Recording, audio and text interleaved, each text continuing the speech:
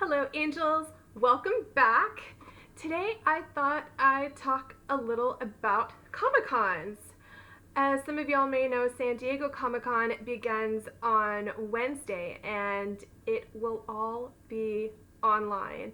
And although I'm sure that's going to be totally cool, I know a lot of us are really missing being able to actually go to Comic-Cons and see our friends, see all the cool cosplays, collect a bunch of nerdy fandom stuff that we absolutely don't need, but at the same time we really actually do need. So yeah, in honor of that and in honor of my sister and I the other day, it's funny, we both started thinking about Good Omens at the same time, which neither one of us said it to the other, but she had been scrolling through the Good Omens tag on Twitter, and then yesterday I was at Target and I saw the DVD and I came this close. I had it in my hands. I came this close to buying it for all the special features and the deleted scenes, and I thought, no, we have it on Amazon Prime, it's fine. And I come home and I tell her that and she goes, you're kidding, because I've been thinking about Good Omens nonstop.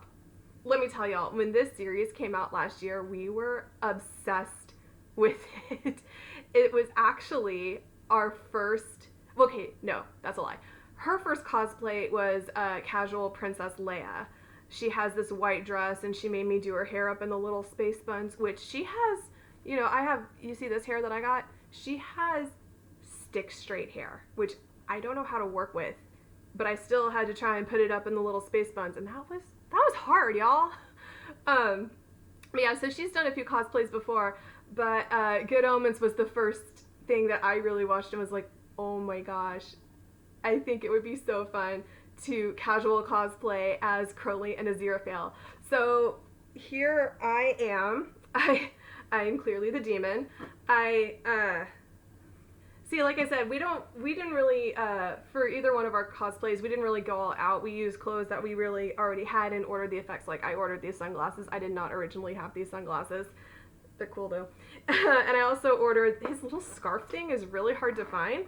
So I went on Amazon and I found this cute little snake necklace. Look how cute that is. Oh my gosh, and he has like a little diamond head and little black diamond eyes. He's so cute. So, yes, this is my Crowley.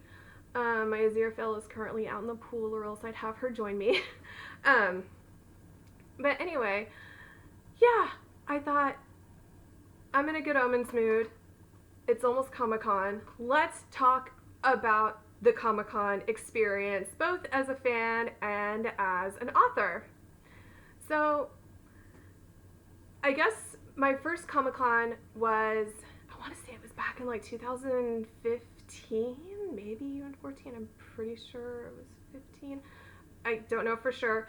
But James William Piercy, who is one of my very good friends and fellow author, he called me up and said, hey, would you like to do Comic-Con with me? I think your Cemetery Tours books would do well. And so I said, yes. Honestly, if you had told me while I was growing up that I would make a decent chunk of my living going to Comic-Cons, I would not have believed you. I was a nerd, but I was such a science nerd. I never in my wildest dream, I still haven't seen all three movies, the original Star Wars trilogy. I'm a very bad fangirl in a lot of ways. So I was thinking, it's just not my scene. But then, I'm saying a lot. I'm sorry. Y'all know I'm bad at these videos, and I'm very out of practice. But I guess I never really realized that Comic-Cons were so much more than just sci-fi. For example, I've been a Harry Potter fangirl since it came out, since I was in elementary school. And I'm pretty sure I've told y'all this before, but I really got my start writing Harry Potter fanfiction. So I was always a nerd. I was always a fangirl. I just didn't realize it at the time. So going into Comic-Con, I didn't know what to expect. And I loved it, y'all. I love the atmosphere. I love the energy. I love all of the cool art and other nerdy stuff that you can collect. And I actually thought that I'd do another sort of little show and tell and show you some of the things that I have collected from Comic-Cons over the years. I'm also going to give you kind of like, not a tour, I guess, because I'm going to be sitting here on my Papazon chair this whole time, but try to show you a little bit of, if you were to visit my booth at a Comic-Con, what you might expect to find. For example, maybe I'll do that first. For example, I have my little Hopper Pop. He goes with me everywhere. Back when my sister was still in grad school, so she's kind of, along with being my best friend and my Aziraphale, she is also kind of my manager. She tells me what to do. She keeps me grounded when it comes to things like deadlines. And she couldn't always be with me because, again, she was at grad school.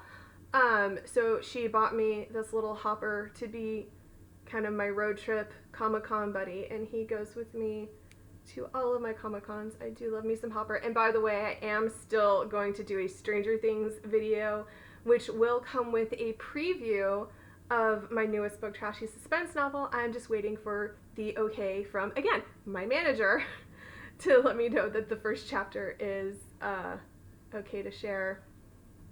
But yeah, so that's Hopper. It's one of my Stranger Things boyfriends. I guess my second thing, oh well, she's kind of a thing I bought / thing at my booth, so I'll show you later. Second thing that I love about Comic-Cons that's just so much fun that I keep with me all the time are lanyards. And I remember my first lanyard was just literally a piece of string with a badge on it. It was nothing impressive. This lanyard is actually a Twilight lanyard. My dear friend Margie gave it to me last year at one of our book events at the Border Book Bash. She and I are both huge Twihards, and I can promise you I'll probably be doing a Twilight video too soon, especially as Midnight Sun approaches. I'm really bummed that we probably won't get a midnight book release party. My sister and I actually went to the one for Breaking Dawn when it happened, and it was so fun. But yeah, so Twilight forever, y'all. I have my Twilight lanyard. I also have I have some of my own buttons, like my boy band button. I have a Cemetery Tours button. I have Killer Whale, which is my favorite animal. I have a little please adopt this little black cat. My friend Jalitza bought that for me because I am a big adopt a black cats advocate. I have a black cat. She is sitting right over there on my bed. Have some buttons that I bought from artists. I have my Ravenclaw swag, of course, because Ravenclaw forever. And as you can see, I have my my Bill Hader buttons because Bill Hader, I don't think I've talked about him. He is one of my one of my many celebrity crushes. I am absolutely obsessed with him. And so I have some Bill Hader buttons that I wear close to my heart whenever I do a Comic-Con. So yeah, Bill, if you're out there, if you have YouTube, call me, I'm single. Something else that I love, I mentioned, oh, darn it, I just switched over completely to things I buy as opposed to things that you can find at my booth. Something else you can find at my booth is my Stranger Things lunchbox, and it's totally broken. I mean, I got it at Target for $10, so I guess I shouldn't have expected it to last. But this lunchbox is actually full of bookmarks. So yeah, one of the things that I enjoy doing at Comic-Cons is if you come by my booth, you get a bookmark for free. You get a lot of free swag. I also have magnets, I have the business cards, and now that I've started up my Redbubble shop, I was planning on getting like stickers and who knows, maybe even notebooks to either give away or to sell but, you know, can't really do that right now. One day I will be able to give y'all stickers. I mean, the stickers are so cool. I have stickers with quotes on them. I have stickers with, like, I Heart Cemetery Tours, I Heart San Morneau, all of my characters. I love Redbubble, y'all. It's so fun. Something else that I have at my table is my what I call my brag book. This is my book of celebrities who either I've met or who have my books. So, of course, the first spot goes to Matthew Gray Gubler, who was my inspiration for Michael Sinclair. And I'm sorry, I look so goofy right now, but I can't see. I can't see if the picture's in the frame or not. Yeah, he inspired my main character, Michael Sinclair, and so naturally he's number one. And in case y'all need a reminder, I also have that picture on a pillow. Because, again, him and Bill Hader, man, they're like tied. Oh, I've loved Matthew longer, so he's probably still number one. So, Matthew, if you're watching this, you can call me too. Yep. I adore him. Anyway, so continuing on with the brag book, I have Jackson Rathbone from Twilight! Oh my gosh. My sister and I got to meet him at Corpus Christi a couple years ago. And naturally, she and I were both, again, huge Twihards, so we geeked out. But the first thing I said to him actually was, I loved you in Criminal Minds. Because he was in an episode of Criminal Minds with, there again, there's my love, Matthew Gray Gubler. And he played Adam and Amanda, and he was brilliant in that. And I think he was really surprised. I don't think that's something a lot of people really say to him when they go up to him, that probably most people are like, I love Twilight, but I was just all about Criminal Minds. I also have Charlene Harris, who wrote the True Blood series. And the thing about Charlene Harris, she came as such a surprise. She is like the sweetest little old lady you'll ever meet. And my sister wasn't there, but I told her, and she goes, ask her if she's met Alexander Skarsgård. And so I did, and Charlene just kind of looks at me and goes, I have. I've hugged him too. And I mean, oh my gosh, I loved her. She was so sweet. I also have Rainbow Rowell, and I gotta tell y'all, I loved meeting her. She wrote, my favorite book of hers is Fangirl. And when I met her, she just treated every single person in the room. There were so many people there to meet her.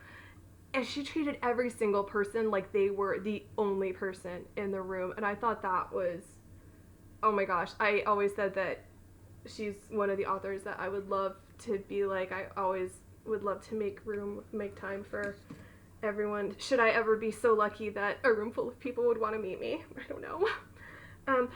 Susan Egan. So this is a good story. This year, the year that this happened at Comic-Con, it wasn't last year, it was the year before, so I guess 2018.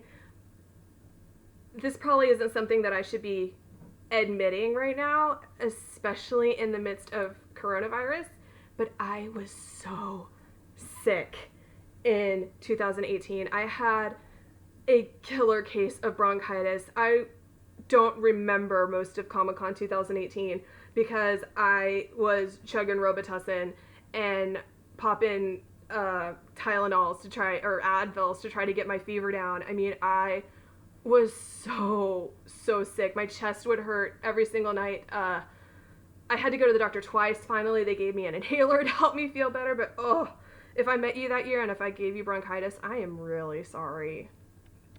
But so my friend and I, we knew this is Jessica Wayne, by the way. She's an absolute sweetheart. She writes some amazing books as well. But she and I were trolling the celebrity area because there were so many Disney princesses there. Jodie Benson, whose Ariel was there, Paige O'Hara, whose Belle was there, and Susan Egan was there. And at the moment we caught her, like, there was almost no one in her line. So we just kind of walked up to her like, could we meet you? And she said, absolutely. Susan Egan, if you watch this, I don't mean to be creepy, but I'm kind of obsessed with you because you're so beautiful and so sweet. Oh my gosh. I would love to be Susan Egan. And, you know, she's not only the voice of Meg in Hercules, she was also the original Belle on Broadway in Beauty and the Beast. And there she is kissing Terrence Mann, who, oh my gosh, I have like categories of my celebrity crushes. If I had a category for Broadway man, he's at the top along with Brian Stokes Mitchell. I'm talking about all my men's today. Wow. But oh my gosh, his voice is just, he was also the original Javert in Les Mis. Oh, if I could meet him one day, I'd just like, sir, can you bottle up your voice for me? I don't know, just, I'd be really weird. That's how I get when I meet famous people, or people, not even famous people that I just think are cool. I just get weird. But God, she is just so amazing, and probably my favorite celebrity encounter that I've ever had was Susan Egan. Josh Groban. Okay, so this wasn't even at a Comic-Con. This was in New York. My sister and I just stuck around to try to meet him. I think those may be all my Comic-Con encounters in here, but I did have a few more that I haven't added to the book yet. One was Norman Reedus. I didn't even pay to meet him. He was just walking around, and someone who knew that I really, really liked him, he came and got me and said, "Hey, come on, Norman Reedus is walking around." And so I kind of like met him head on, and he greeted me. He called me sweetheart. He was like, "Hi, sweetheart," and I was like, "Ah," and I said, "Can I have a hug?" And he gave me a hug. So y'all, I have hugged Norman Reedus. The only weird part was, like, I'm as tall as he is. That was a surprise. He seems taller on TV, but he gives very good hugs, and he smells really good. So, and then my other, I think I've already told y'all about the Sean Astin experience that my sister and I had. If not, I'll go into that more in the Stranger Things video, because she and I were both decked out in our Stranger Things outfits. And, oh yeah, I mentioned this in the last video, I think, that I got to tell him that I wish that Bob had lived and married Joyce and they just lived happily ever after, because Bob is the best character on that show. But again, I'll talk more about that in my Stranger Things video. And I guess my third celebrity experience in there that isn't in the book, I met Billy Zane a few years ago at San Antonio Alamo City Comic Con, that's what it's called. And I met him because I'm just Titanic is like my favorite movie. I have the Heart of the Ocean that I think I've worn in a previous video, and I got to tell him that, oh, my heart will go on, Billy, and I gave him a copy of Cemetery Tours, and I actually signed it, My Heart Will Go On. So those are the celebrity. That's the celebrity portion of the Comic-Con video. I guess I can show you a few things that, besides celebrities, that I like to, my favorite, hang on, brain's having a moment where it doesn't know what to say. I love meeting celebrities. It's fun. They're really, they make for really good stories. They're really, really cool people. You know, one of the things I wish is that, like, I wish we had more time to talk to them, but, you know, I understand they're very busy and they are very much in demand. But for every artist or actor or musician who has ever taken the time to talk to my sister and me, I want to say thank you. Y'all are awesome, and I hope everyone gets to experience that in the future, because it's really neat. So besides meeting cool people, I do tend to spend quite a bit of my money on other things that other independent artists create, which on the one hand, it's like I'm at these events to make money and I need to be saving it. But on the other hand, I love to support other independent artists, because they're out there putting themselves in it's a difficult job being an independent artist. Let me just say that. And if you're putting yourself out there and selling what you've made. I support you 110%. And so yeah, I've started collecting. Mostly I collect art, like prints, but I did find this girl at Dallas Comic Con. I guess it was just last year. The people who make her, their Instagram handle is Nerdy Nessies, and they have all kinds. They had like Harry Potter. They think they had like even like Star Wars. They have all kinds of fandom Nessies. But I wanted an original, just a blue, I guess just more of like a sea green Nessie. I've been to Scotland. 2 of my books feature Scotland, and yet I don't own any Nessie merchandise.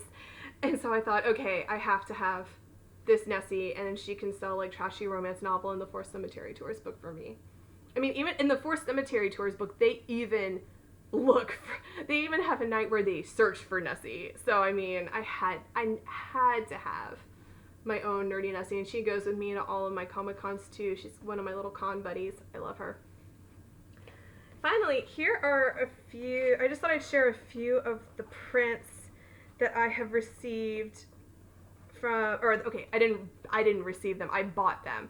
A few of the prints from a few of the artists that I've met. Most of my artwork that I have collected over the years is hanging on my walls, but I ran out of frames and wall space, so I still have a few in this little memory box. If I can get them out. Uh-oh. One moment, please.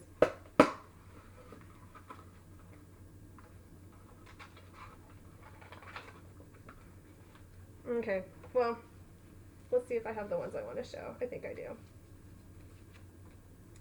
So one of my favorite artists, her name is Bianca, and I think if you want to find her work on Redbubble, it's just Art by Bianca. But she makes, her art is just adorable, and it's beautiful. And I love it so much. I love elephants. I volunteer with elephants when the Dallas Zoo is open. And it says, all big things start small. It's just the cutest elephant I've ever seen. So I collected a lot of her work. Here's another one of her elephants. It's a little cupcake. Oh, here, it's on the back.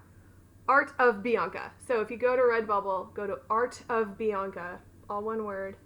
And I'll actually, you know what, I'll drop the link. So I found her work at a Comic-Con. I think it was Comic-Palooza in Houston. So, and I'm trying, there's some more of her work in here, and it's just stuck at the moment. So another one of my favorite artists, I don't have all of her stuff. I have hanging up on my wall, so I don't have it with me right now, but her name is Megan. She is, gosh, Megan, how old are you now? She's a teenager, but I met her when she was just, oh no, I want to say 12, 13, and she has built her business all on her own, well, of course, with her parents' help, but she's a self-taught artist from Houston. She taught herself to draw. She taught herself anime. Again, I have her work framed and hanging on my wall. She is amazing, and I always try to buy her work whenever I see her.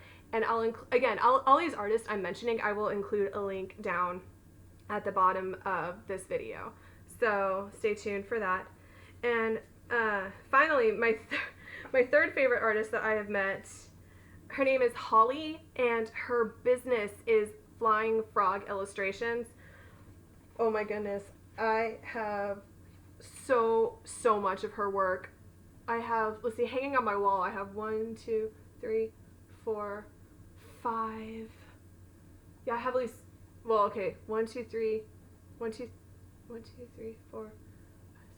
Okay, actually I have 8 because 4 of them are together. They're the 4 Hogwarts founders, and I put them in a frame together. So it's actually, I have 8 of her pictures hanging on my wall, and then I have another at least 5 prints that I have here. So I have Kita, Queen Kidakakash from Atlantis. I think I've mentioned before that Atlantis is one of my favorite Disney movies. Highly, highly underrated. I mean, it has everything. It has a nerdy hero who is like, he's a scholar and he wears glasses and he just wants to do the right thing. We have a badass warrior queen who lives in an underwater kingdom and who takes on armed men in a bikini. I mean, Kita is awesome, y'all. And she's like 8,000 years older than Milo, and they still work. I mean, we're just defying all of the stereotypes here with Atlantis. I love Atlantis. It's so awesome. So I have her. Have everyone's favorite Disney princess / llama, Kuzco. My sister and I, so here's a funny story. We actually just watched The Emperor's New Groove the other day because we had watched a horror movie about aliens, and we both decided we needed something light and funny, and so we watched The Emperor's New Groove. And then we both ended up getting depressed because we realized that Kuzco was an orphan and was raised by Yzma, and he had no family and no friends, and that's why he was such a selfish brat. And we both ended up going, oh, I'm sad for Kuzco now. This is what quarantine is doing to us, guys. We're sitting here feeling sorry for teenage llamas. I also have a few Harry Potter prints here from Flying Frog. We have Ron and Hermione. I mostly got this because I like Crookshanks, and I just thought it was really cute. They're not even my favorite Harry Potter couple. I just thought it was a cute picture. And then I have second year potions class. And finally, Baby Yoda. I haven't even seen The Mandalorian. I've had Disney Plus since November, since the day it came out. And yet I still haven't watched The Mandalorian. I told y'all I'm not really a Star Wars. My sister is obsessed with Star Wars, and she actually has every single Reylo print. If it has Kylo Ren in it at all, or Ben Solo, I guess. If it has Ben Solo in it at all, she owns the picture. She loves her some Adam Driver and some Ben Solo. And me, I just really I love Baby Yoda. I know I need to watch The Mandalorian, but I mean, oh, he's just so cute. And you know what's funny? Confession, I'm actually terrified of Big Yoda. When I was like in 3rd grade, my teacher hung a Star Wars poster up in our classroom, and it was the same day. It was the same day like a tornado warning hit, and we all had to go hide in the hall, and I was just bawling because A, because of the tornado warning, and B, because I was so scared of that stupid Star Wars poster because Yoda was like right there at my eye level, right next to my desk. So that wasn't a very good day for baby Jackie. So yeah, that's kind of the Comic-Con experience, I guess. I feel like this video is kind of just here and there and everywhere, but like I said, my brain has hit that quarantine wall where it's just like, I don't know, I don't care. But today, I know this video is already at about 30 minutes, but since Comic-Con is, you know, kind of a special event, and wait a minute. Okay, good. I was about to say, did I skip from chapter 1 to chapter 3 in this book? I didn't. I recently, so Cemetery Tours was my first book. I think I told y'all that. I have done a full video that's just me talking about Cemetery Tours. I didn't actually read anything from it. But I recently completely gave the whole series a makeover. Now you can open it up and you can find this cool, the title page looks really pretty now. And you can find this cool stock photo line work. I did not draw that. My friend Cody was like, "Did you do that?" I said, "No, I can't. I'm not that talented. Are you kidding me?" But yeah, so they're all nice and pretty, and even more polished than they were before. I like to think they were already pretty polished, but I did find one error going through here that 3 editors and almost 7 years of readers, no one ever told me. So I thought that since it's kind of a special week with Comic-Con, and since it doesn't look like quarantine's really going to be ending anytime soon, I'm sorry to say that. I'm trying to be really optimistic, but I'm also unfortunately a realist. I thought I'd read y'all the first chapter of Cemetery Tours. You can find it on Kindle Unlimited, so if you have a Kindle Unlimited subscription, you can read it for free on there. There are 4 books in the series currently. I will be putting out a 5th one, and I finally know how it's gonna all play out. I'm very excited. It's gonna be awesome. I'm actually putting a small hint of what the story is going to be into Trashy suspense novel, so kind of like a preview.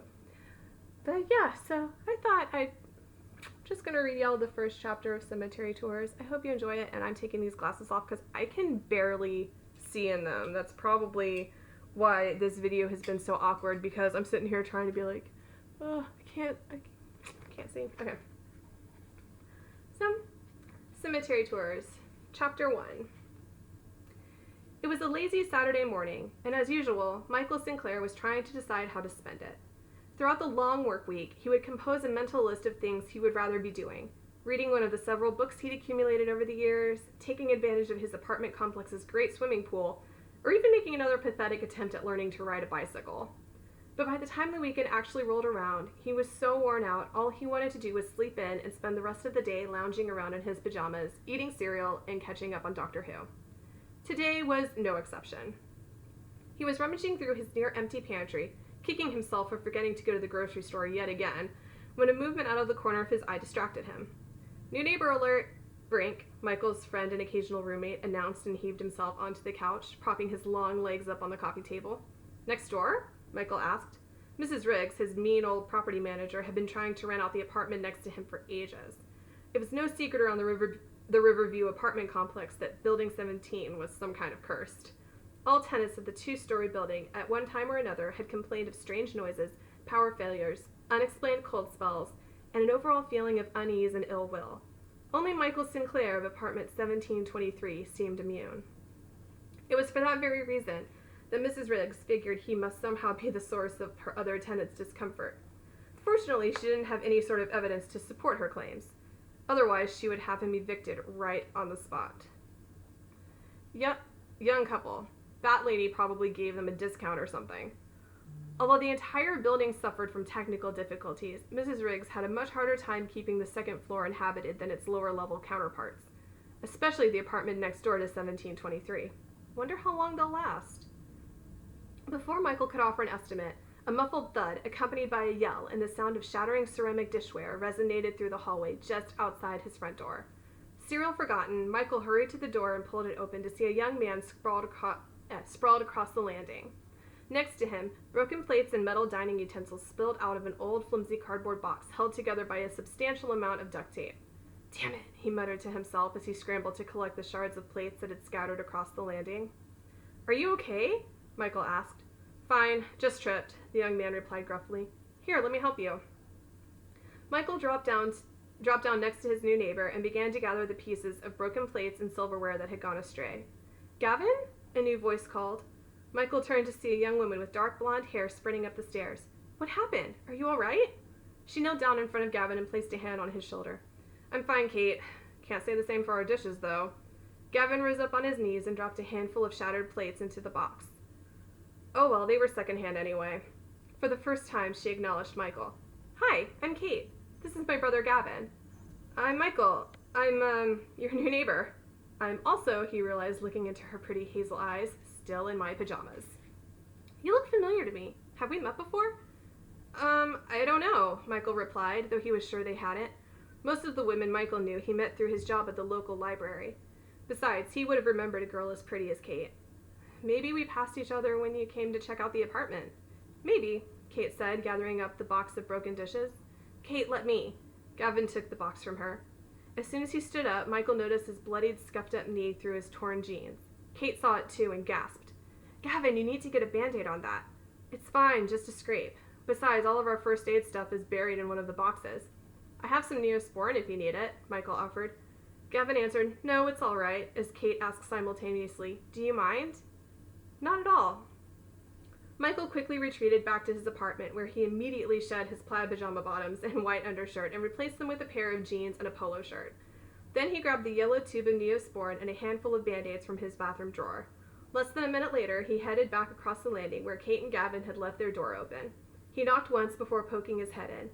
Kate and Gavin sat on the floor in the middle of the near-empty living room, sorting out the silverware and plates that were still intact. A few boxes sat on the sidelines. They were obviously still in the early stages of the moving process. Kate looked up at him. Thank you so much, she said as she stood to greet him. He handed her the Band-Aids and Neosporin. Can I get you something to drink? We have water. I'm all right, but thanks, Michael answered. I'll go to the store once we get my truck cleared out, Gavin announced, taking the medical supplies from his sister. I need some more of those little energy drinks. You've got to start weaning yourself off that stuff. It's not good for you, Kate said.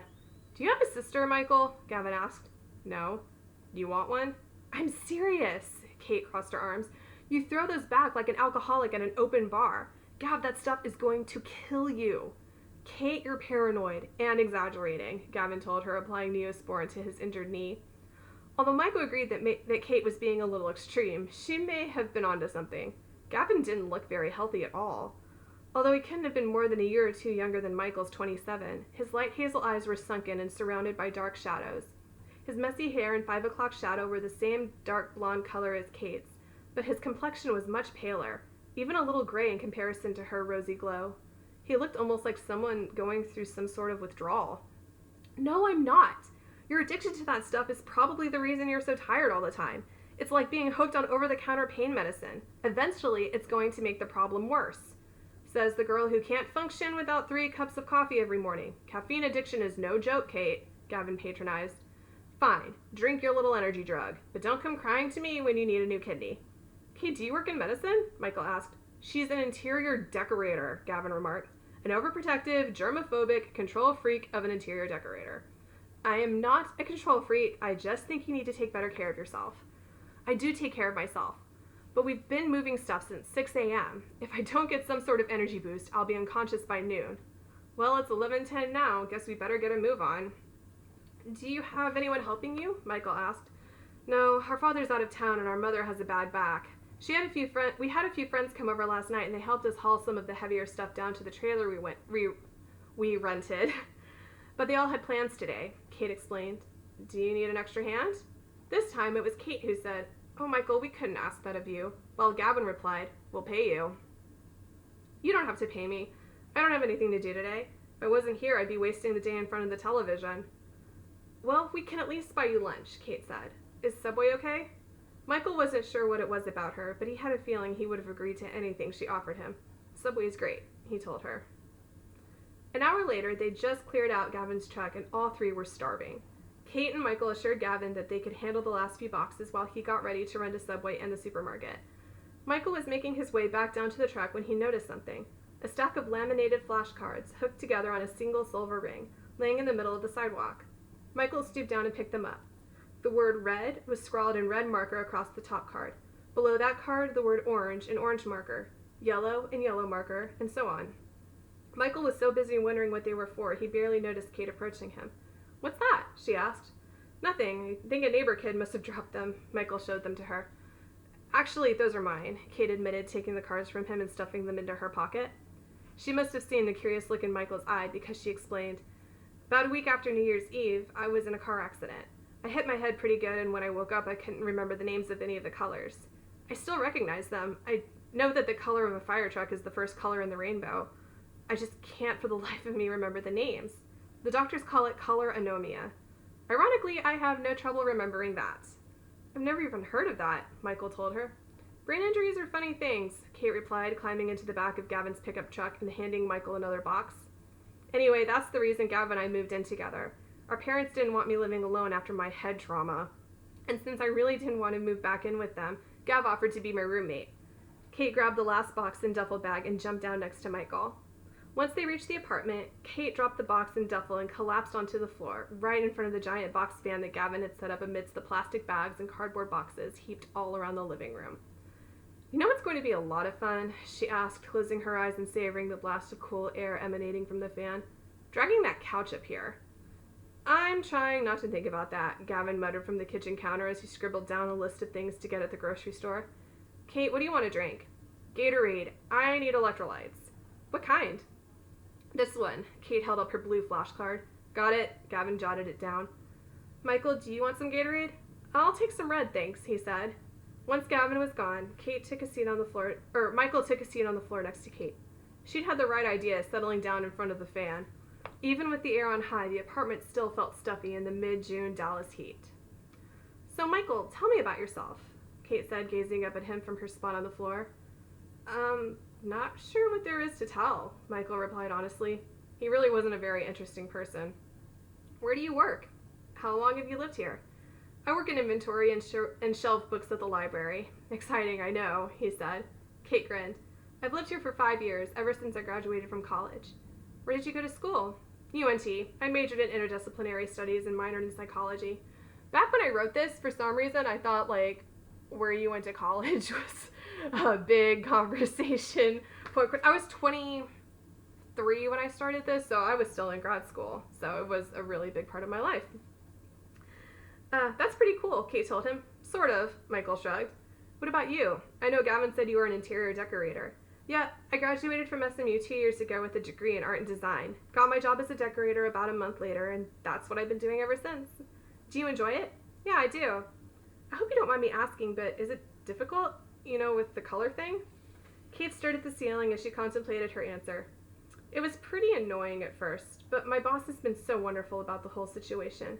If she ever needs something in a specific color, she describes it to me. Like, instead of asking for she flipped through her note cards until she found the one labeled green. Green vase. She asks for a grass-colored vase. It's not a perfect system, but anytime I start to get frustrated, I remind myself how lucky I am just to be here, and that it could have been a lot worse. I'm glad you're okay, Michael told her. She glanced over at him and smiled. He hoped she didn't notice the blush creeping up his neck as he cleared his throat and asked, So, what about Gavin? What does he do? He's actually between jobs right now. He used to work as a sound technician for one of the local theaters, but about 2 months after my accident, he started getting sick a lot. He never had a fever or anything, but he'd feel drained and exhausted. His head would hurt, he'd get the chills. I really thought he had mono, but for some reason he just refused to go to the doctor. It wasn't until he got so dizzy that he fell over that he finally made an appointment. What was wrong with him? Michael asked. Absolutely nothing, Kate replied. They ran all sorts of tests, blood tests, MRIs, even a lumbar puncture. He was perfectly healthy. No mono, no anemia, absolutely no physical explanation for any of his symptoms. So what did they do for him? Since there was technically nothing wrong with him, they really couldn't prescribe him anything. They advised him to take it easy and get plenty of rest. Unfortunately, about a week later, someone broke into our apartment. Neither of us slept well after that. Are you serious? Michael asked. Yeah. Suffice it to say, it has not been a fantastic year for the Avery family. Lucky for us, they didn't take anything. Or if they did, it was something we didn't use very often because we haven't noticed it missing. Why bother breaking in then? Michael asked. Whoever it was, it looked like they were on some sort of rampage. The entire place was trashed. Furniture was moved, tables were knocked over, mirrors and picture frames were shattered. It was one of the scariest moments of my life, coming home and finding the apartment like that. I was convinced whoever did it was still inside. Did you call the police? Yeah, but they didn't find anything that could help them, Kate explained. I just hope that whoever it was didn't target us specifically. I hope they just picked a random apartment and when they couldn't find anything of real value to steal, they decided to trash it. Gavin thinks I watch too many crime dramas, but I just have this horrible feeling that it was personal. Michael wasn't sure what to say. He was certainly no stranger to mysterious circumstances, but he never felt like he was being targeted. That's one of several reasons I'm glad to be living in a gated community now, Kate looked at him. I can't believe I just told you all that. I just met you. I should be telling you about the book I'm reading or asking you what kind of movies you like. not dumping all my personal crises on you. I really don't mind, Michael told her. But if you really want to know, I enjoy historical fiction and psychological thrillers. Oh, have you seen... By the time Gavin returned with food and drinks, their conversation about movies had evolved into a debate over whether the Hollywood adaptation of Shutter Island did the novel justice. Gavin also brought with him about 5 bottles of Super B Energy. Kate frowned as she watched her brother down one in a single gulp. As they ate, Michael thought back to everything Kate had told him about the break-in, about how scared she was that whoever it had been was still out there. Although they never had a break-in in the Riverview apartments, he nevertheless felt he should warn her about the strange things that happened in Building 17. He was almost certain that if someone had told her about the curse, she'd never have signed the lease. Then again, he had no idea how to tell her without seeming like he was trying to scare her. Besides, what if he told her and nothing happened? Then he would have scared her for nothing. No, it was probably better to just keep all of that curse business quiet for now. Of course, if the last 6 months were any indication, Kate and Gavin Avery might have been under a curse of their own. Once they finished eating, they decided to tackle the trailer that was hooked up to the back of Kate's Land Rover. Inside the trailer, Kate and Gavin had stashed their bed frames, mattresses, and a few small tables, and a couch. They decided to start with Kate's bed. It was the smallest and the easiest to maneuver out of the packed trailer. They didn't have too much trouble getting the frame or the twin mattresses up the stairs. I'm sorry. My throat is getting tired. They didn't have too much trouble getting the frame or the twin mattress up the stairs and into her room. Gavin's bed proved to be a little more of a challenge. It took all 3 of them to haul the full-size mattress up the stairs. Once they made it to the living room, Michael and Kate shoved it through the apartment while Gavin ran into his room to clear a pathway through the scattered belongings. "Oh, it feels good in here," Kate remarked, noting the sudden drop in temperature inside Gavin's room. "Gav, where do you want this?" "Just set it against the wall for now," Gavin answered. Michael barely heard him. His attention had fallen on the man standing in the corner of the room, clenching his fists and staring at Gavin with murderous eyes that had long since looked their last. So that is the first chapter of Cemetery Tours. If you'd like to read it, you can find it on Amazon. I will drop the links below, and like I said, I will add the links to all those cool artists that I mentioned. I hope y'all have a wonderful day. Go and enjoy your favorite book, or go watch Good Omens again. Enjoy your favorite miniseries. Stranger Things, again, the Stranger Things video is coming. Love y'all. Talk to you soon. Bye.